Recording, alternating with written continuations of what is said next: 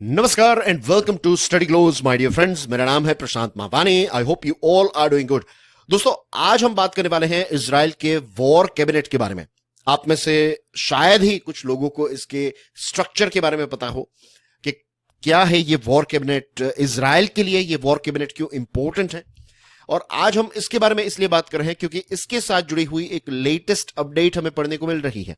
और ये जो लेटेस्ट अपडेट है, it is not a good news for Israel, in fact it is a very very bad news for Israel. ये जो latest update है, इससे ये वॉर कैबिनेट और कमजोर हो सकती है। और इतना ही नहीं, इजराइल के लिए ये एक बहुत बड़ा चैलेंज भी साबित हो सकता है, राइट।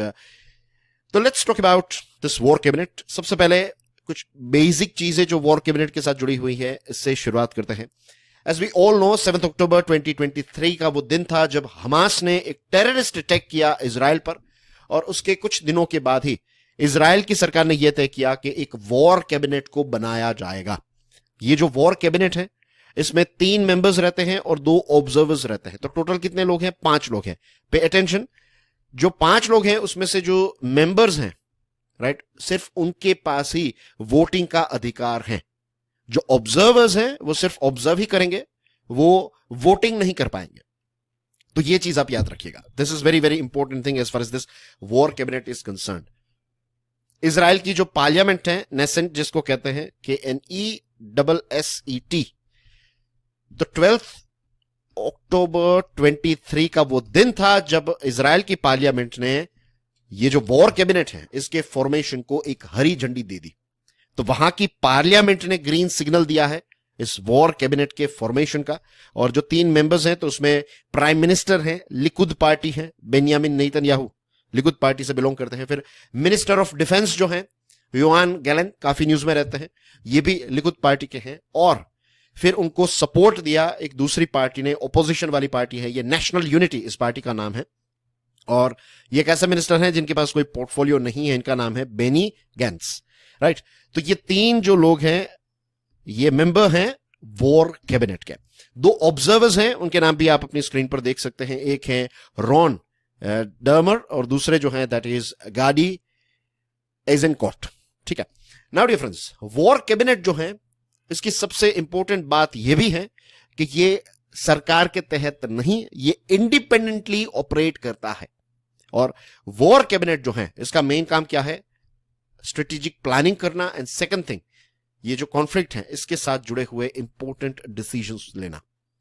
तो पूरा युद्ध जो है इजराइल वर्सेस हमास, इसकी जो टॉप डिसीजन मेकिंग बॉडी है, that is this war cabinet, WC। अब आपको पता चल गया ना कि this war cabinet is very very important for Israel, और खास करके इस युद्ध के दौरान तो बहुत ही इंपॉर्टेंट है। अब जो बेनी है, उन्होंने वॉर कैबिनेट के साथ जुड़े हुए कुछ गोल्स के बारे में इससे पहले भी बात की थी। तो ये वॉर कैबिनेट बनाई है, तो डेफिनेटली इजराइल चाहेगा, नंबर 1 जो प्रायोरिटी होगी, फर्स्ट प्रायोरिटी, दैट विल कि इस युद्ध में इजराइल की जीत हो, victory, right, that is number 1 priority. लेकिन इसके साथ साथ कुछ जो इंपॉर्टेंट गोल्स इजराइल लेकर चल रहा है, उसमें एक इंपॉर्टेंट गोल ये है कि ये जो गाजा वाला रीजन है, यहां पर आप देख सकते हैं गाजा पट्टी, तो यहां पर हमास का जो रूल है, इसको डिसमेंटल कर देना, इसको खत्म कर देना, दिस इज नंबर 1 गोल। दूसरी जो चीज है दैट इज कि पैलेस्टाइन की जो टेरिटरी है, इसमें सिक्योरिटी का कंट्रोल जो है वो इजराइल के पास रहे, दिस इज नंबर 2। नंबर 3, जितने भी हॉस्टेजेस हैं, चाहे वो इजरायली हॉस्टेजेस हो, चाहे फॉरेन के हॉस्टेजेस हो, जो भी हमास के कंट्रोल में है, तो उनको रिहा करवाना, नंबर 3। नंबर 4, अमेरिकन, यूरोपियन, अरब और पैलेस्टीनियन एडमिनिस्ट्रेशन यहां पर स्थापित हो गाजा स्ट्रिप में। तो हमास का एक अल्टरनेटिव कि भाई हमास नहीं, गाजा में रहने वाले जो पैलेस्टीनियंस हैं, तो उनको एक ऑप्शन मिले, एक मल्टीनेशनल एडमिनिस्ट्रेशन जो है उसकी स्थापना यहां पर करनी। और इसके साथ साथ रीजनल लेवल की बात करें तो वॉर कैबिनेट यह चाहता है कि सऊदी अरेबिया और इजराइल के रिलेशंस जो हैं ये स्मूथ हो जाए। इसी के साथ साथ ईरान के खिलाफ एक पूरी टीम बने, एक अलायंस बने, तो फ्री वर्ल्ड के जो देश हैं वो और दूसरे जो अरेबिक नेशंस हैं वो मिलकर, जिसमें इजराइल भी शामिल हो, और ये सारे देश जो है वो मिलकर ईरान जो है उसका, ईरान और उनके साथी जो हैं तो उनका विरोध करे या फिर उनके खिलाफ एक ग्रुप क्रिएट करना। इसके साथ जो ये गाजा स्ट्रिप है उसमें कितनी सारी तबाही हो चुकी है, and as you can see on your screen, this is Gaza strip, right. पीछे थोड़ा ऑब्जर्व करेंगे, यू विल फाइंड एक छोटा सा जमीन का टुकड़ा है, लेकिन इट इज हेविली या फिर densely populated, I would say, right. तो यहां पर 1 सितंबर 2024 से पहले जो लोग डिस्प्लेस हो चुके हैं उनको वापस गाजा स्ट्रिप में अपने घरों तक पहुंचा देना और इसी के साथ साथ फिर से गाजा स्ट्रिप जो है इसको रीबिल्ड करना। तो ये इंपॉर्टेंट गोल्स लेकर ये वॉर कैबिनेट चल रही है। नाउ जो लेटेस्ट अपडेट की मैंने बात की, जो मैंने कहा कि it's not a good news, खबर यह है कि संडे की बात है। आज मैं जब आपसे बात कर रहा हूं तो इट इज मंडे, तो कल की ही बात है, 9 जून 2024 टू बी प्रिसाइज। आपकी स्क्रीन पर बेनी गांस है और इन्होंने ये कहा है, इन्होंने ये अनाउंस किया है कि I am quitting the war cabinet. Benny Gantz जो है ये वॉर कैबिनेट को छोड़ रहे हैं। इसका मतलब ये है, जैसे मैंने आपको बताया, कि ये युद्ध को लेकर जो most important decision making body है इजराइल की, उसमें जो 3 मेंबर्स हैं उसमें से एक मेंबर जो है वो क्विट कर रहे हैं। इनफैक्ट उन्होंने क्विट कर दिया है। और उन्होंने क्या कहा है, क्यों उन्होंने क्विट किया, उसके पीछे रीजन ये बताया है कि जो प्राइम मिनिस्टर है बेनियामिन नेतन्याहू, वो एक ट्रू विक्ट्री को अचीव नहीं कर रहे हैं। इनफैक्ट उन्होंने ये बताया कि he is preventing us from reaching true victory. जो एक हकीकत में या फिर जो एक सच्ची जीत जो है इजराइल की, वो बेनियामिन नेतन्याहू अचीव नहीं होने दे रहे हैं, ऐसा बेनी ने इल्जाम लगाया है। अब बेनी जो है ये नेशनल यूनिटी पार्टी जो है उनके चेयरमैन हैं और इनका डिसीजन जो है इसकी इंपैक्ट एज यू नो के काफी ज्यादा होगी। बेसिकली वो ये अपना डिसीजन जो है ना वो सैटरडे को ही अनाउंस करने वाले थे, लेकिन आई एम श्योर आपने न्यूज में पढ़ा होगा कि 4 हॉस्टेजेस जो हैं उनको रिहा करवाया है इजराइल ने एक ऑपरेशन कंडक्ट किया और इस ऑपरेशन में बहुत सारे लोगों की मृत्यु हुई है। I was going through some newspapers and I came to know के 200 से ज्यादा लोग जो हैं उनकी मृत्यु हुई है। गाजा स्ट्रिप में रहने वाले लोगों की मृत्यु हुई है और इजराइल के 4 लोगों को जो हॉस्टेजेस थे तो उनको रिहा करवाया है इजराइल के कमांडोज या फिर IDF, that is Israeli defence forces ने। तो यहां पर ये जो बेनी है वो ये कह रहे हैं कि the reason why is leaving is because कि पोस्ट वॉर कोई स्ट्रेटेजी ही नहीं है बेनियामिन नेतन्याहू के पास। और बेनी ने यह भी कहा कि ये जो देश है इजराइल, इसको एम्प्टी प्रोमिसेस नहीं, इजराइल को एक ट्रू विक्ट्री की आवश्यकता है। और इसी के साथ साथ जो वॉर कैबिनेट के जो गोल्स हैं, इन गोल्स को अचीव करना जो है that should be the main priority.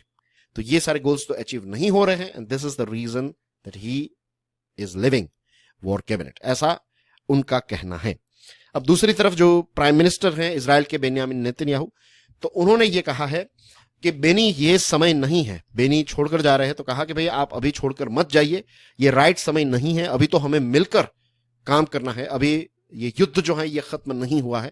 और इजराइल के प्राइम मिनिस्टर बेनियामिन नेतन्याहू ने यह कहा कि वो तब तक लड़ते रहेंगे जब तक कंप्लीट विक्ट्री इजराइल की ना हो जाए। और इजराइल के जो मेन गोल्स हैं उसमें नंबर 1 प्रायोरिटी इजराइल की है कि जो हॉस्टेजेस हैं उनको रिहा कराया जाए, दिस इज नंबर 1। और नंबर 2 जो है दैट इज कि हमास जो है उसको एलिमिनेट किया जाए। तो ये 2 चीजें जब तक अचीव नहीं होती तब तक इजराइल की सरकार रुकेगी नहीं, इजराइल नहीं रुकेगा, ऐसा प्राइम मिनिस्टर साहब ने ऐलान किया है। और उसके बाद जो वॉर कैबिनेट के जो गोल्स हैं ऑफ कोर्स उनको अचीव करने में शायद बेनियामिन नेतन्याहू रुचि रखते हो, लेकिन सबसे पहले तो ये नंबर 1 और नंबर 2 पर ही फोकस करेंगे।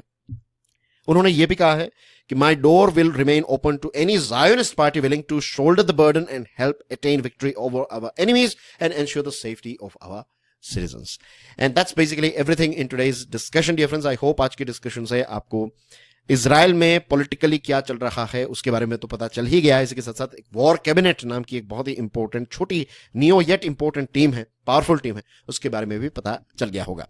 डियर फ्रेंड्स, जाने से पहले I would like to draw your attention to a course. ये कोर्स मैंने ही डिजाइन किया है। ये कोर्स स्टडी ग्लोज के प्लेटफॉर्म पर अवेलेबल है। Check out our website. हमारी वेबसाइट जो है इसका एड्रेस आपको इस वीडियो के कमेंट और डिस्क्रिप्शन सेक्शन में मिल जाएगा। And do check out my YouTube channel curiously education. And that's basically everything from my side. I'll see you soon with some more interesting topics. Till then, enjoy your studies. God bless you all. Jai Hind.